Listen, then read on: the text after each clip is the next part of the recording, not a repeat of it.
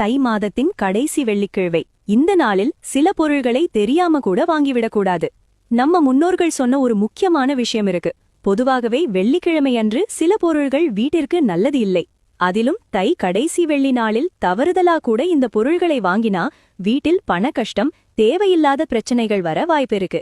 அது என்ன பொருள்கள் என்று தெரிஞ்சுக்கணும்னா இந்த வீடியோவை கடைசி வரை கண்டிப்பா பாருங்க. இதெல்லாம் உங்களுக்கு பயனுள்ளதா இருந்தா முருகன் ஆராதனை சேனலை சப்ஸ்கிரைப் பண்ணிக்கோங்க. உங்களுக்கு முருகன் எதனால் பிடிக்கும் என்று காமெண்ட்ல சொல்லுங்க. வீடியோ பிடிச்சிருந்தா லைக் பண்ண மறக்காதீங்க. தை கடைசி வெள்ளிக்கிழமை அன்று வீட்டிற்கு பூஜை பொருள்களை வாங்கி வைக்க கூடாது. அதே மாதிரி கோவிலுக்கு விளக்கு, எண்ணெய் போன்றவற்றை அந்த நாளுக்கு முன்னாடியே வாங்கி வைக்கணும். இந்த நாளில் வீட்டிற்கு துடைப்பம், முறம் போன்றவற்றை வாங்கக்கூடாது. இந்த நாளில் கடன் வாங்கவே கூடாது.